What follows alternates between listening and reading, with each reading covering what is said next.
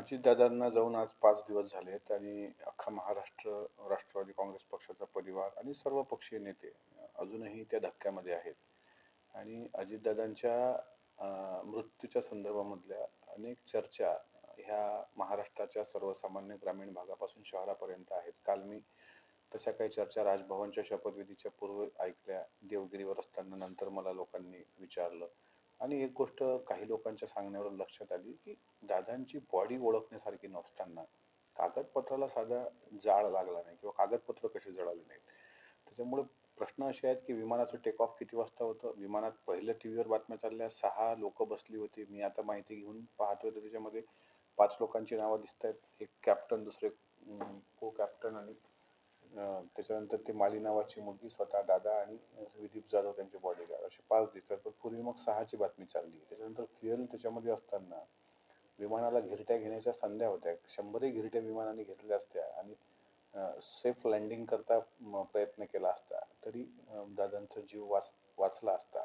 Mid day call जो दिला गेला तो याच्याकरता दिला गेला, की मला धावपट्टी दिसत नाही आहे. त्यावेळेस पुण्यावरून सांगितलं गेलं की तुम्ही पुण्याला लँड करा. मग त्या पायलटनी ते लँड का केलं नाही?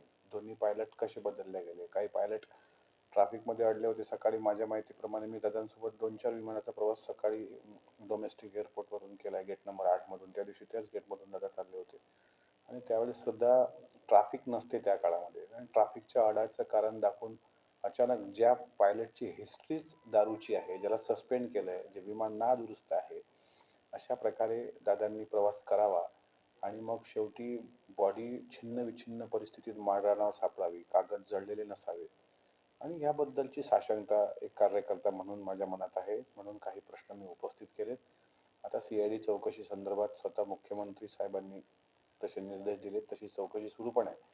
पण उच्चस्तरीय पण चौकशी याची झाली पाहिजे. स्वतः केंद्राने यात लक्ष घातलं पाहिजे, की हे काय आहे? हा घात आहे, की घातपात घडवून आणलाय, की अपघात आहे? मला कोणावर शंका घ्यायची नाहीये. पण माझ्या शंकेचं निराकरण पण व्हावं, कारण हुरहूर वाटते. अनेक लोकं काळाच्या असे जातात. कारण अजितदादा जाणं म्हणजे अजितदादाच्या देहाचं नुकसान नाही आहे. ते केवळ पवार परिवाराचं नुकसान नाही आहे. ते अख्ख्या महाराष्ट्राच्या अनेक पिढ्यांचं नुकसान आहे. अजितदादासारखा नेता घडायला असंख्य काळ लोटावा लागतो. त्याच्यामुळे मन व्यथित आहे. घास नरड्याखाली जात नाही अशी घरातल्या लहान-लहान मुलांची परिस्थिती आहे. तुम्ही स्वतः पत्रकारांनी दाखवलं, लहान-लहान मुलं रडतायत, पत्रकार रडतायत आणि अशा माणसाचं अकाली जाणं आणि तेही अशा प्रकारे. जो माणूस साहेब गाडीत बसल्यानंतर सीट बेल्ट लावल्याशिवाय बसत नव्हते दादा. ते माणूस विमानातून डायरेक्ट बॉडीत काय सांगतात, की नंतर घड्याळावरून ओळख पडली. आता ती घड्याळ कुठे आहे? पोस्टमॉर्टम केल्यानंतर, पोस्टमॉर्टमच्या वेळेस तो अहवाल आता कसा येतो ते पण पाहावं लागेल आणि साधारणपणे मला असं वाटतं, की याबाबत स्वतः केंद्रीय गृहमंत्र्यांना भेटलं पाहिजे आणि त्याबाबत चौकशी उच्चस्तरीय करण्यासंदर्भात निवेदन केलं पाहिजे. तसा प्रयत्न माझा एक आमदार म्हणून भेटण्याचा दिल्लीला जाऊन त्यांना असेल आणि अधिवेशनात सुद्धा. आणि मला विश्वास आहे, की या घटनेनंतर ज्या पद्धतीनं देवेंद्र फडणवीसजी एक मोठे भाऊ म्हणून सुनेत्रा वहिनींच्या पाठीशी खंबीरपणे उभे राहिले, स्वतः एकनाथराव शिंदेसाहेब उभे राहिले, तर विश्वास आहे, की राष्ट्रवादीच्या सर्वसामान्य कार्यकर्त्यांच्या भावना लक्षात घेऊन ते उच्चस्तरीय चौकशी करतील आणि सत्य काय ते एकदा जनतेसमोर येऊन जाईल.